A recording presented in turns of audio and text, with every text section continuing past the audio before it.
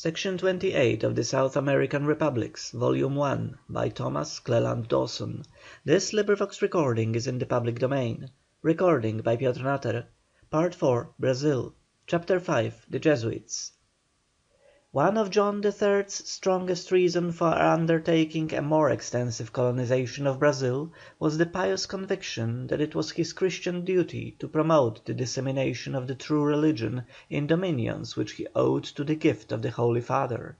He was the first and most steadfast friend of the Jesuits, then just organized, and San Francisco Xavier, the apostle of the East Indies, was sent out to one hemisphere, while the conversion of the Brazilian aborigines was determined upon in the other.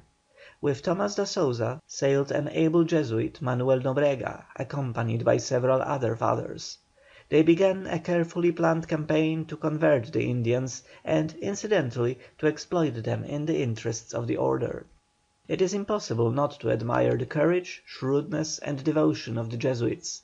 They went out alone among the savage tribes, living with them, learning their languages, preaching to them, captivating their imagination by the pomp of religious paraphernalia and processions, baptizing them, and exhorting them to abandon cannibalism and polygamy. Tireless and fearless, they plunged into an interior hitherto unpenetrated by white men.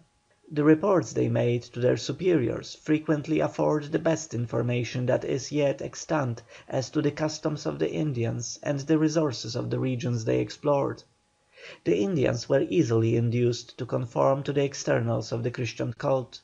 Wherever the Jesuits penetrated, the aborigines soon adopted Christianity, but to hold the Indians to Christianity, the fathers were obliged to fix them to the soil. As soon as a tribe was converted, a rude church building was erected, and a Jesuit installed who remained to teach agriculture and the arts as well as the rituals and morals. His moral and intellectual superiority made him perforce an absolute ruler in miniature. Thus that strange theocracy came into being, which, starting on the Brazilian coast, spread over most of the Central America.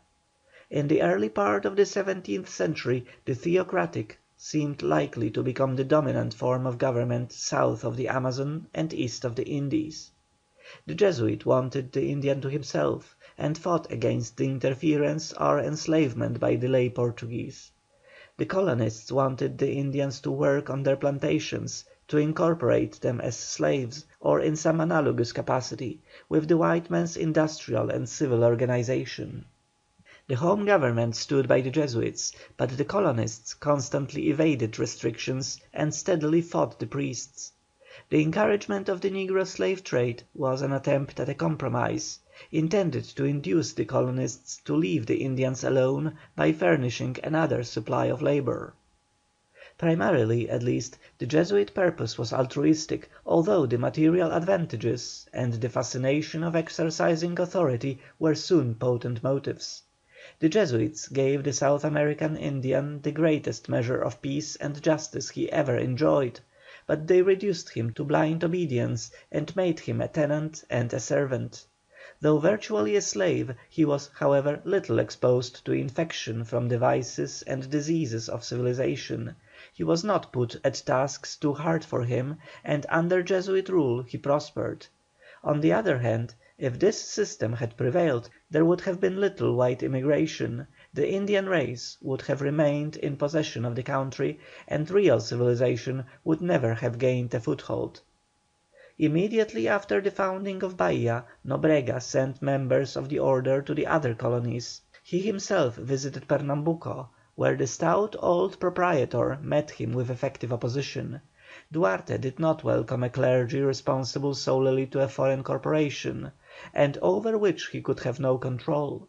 In Bahia and the south the Jesuits, however, prospered amazingly. In Sao Paulo they laboured hard, spread widely, converted a large number of Indians, and perfected their system, but it was there they came most sharply in conflict with the spirit of individualism, and there they suffered their first and most crushing overthrow. Thomas da Souza laboured diligently during the 4 years of his administration, fortifying posts, driving away contraband traders, dismissing incompetent officials, and even building jails and straightening streets where the local authorities had neglected them. He visited all the captaincies south of Bahia and entered Rio Bay, then the principal rendezvous for the French privateers and traders. He appreciated its strategic and commercial importance, and was only prevented by lack of means from establishing a strong post there. In Sao Paulo he prohibited the flourishing trade which had grown with the Spaniards in Paraguay in Buenos Aires. Duarte da Costa, his successor, was accompanied by a large reinforcement of Jesuits. Among them was Anchieta, one of the most notable men in the history of the order, whose genius, devotion, and pertinacious courage laid the foundations of Jesuit power so deeply in South America that its effects remain to this day. This remarkable man was born in Tenerife, the son of a banished nobleman, who had married a native of the island. Educated at home, from his infancy he showed marvellous talents. At 14 his father, not daring to risk his son's life in Spain, sent him to the Portuguese University at Coimbra. His career was so brilliant, the reputation he acquired for profound and ready intelligence, his eloquence, and his pure and elevated ideals so remarkable, that he attracted the attention of Simon Rodriguez, John III's great Jesuit minister, who, like all the leaders of the order, was on the watch for talented young men. The ardent youth was easily convinced that no career was so glorious as that of a missionary, and when only 20 years old he solicited and obtained permission to go to Brazil. Nobrega, the Provincial, selected him to go to Sao Paulo to establish a school to train neophytes and proselytes into evangelists. His own letter to Nobrega best tells what a life he found and what sort of man he was. "Here we are, sometimes more than 20 of us together in a light hut of mud and wicker, roofed with straw, 14 paces long and 10 wide. This is at once the school, the infirmary, dormitory, refectory, kitchen, and store room.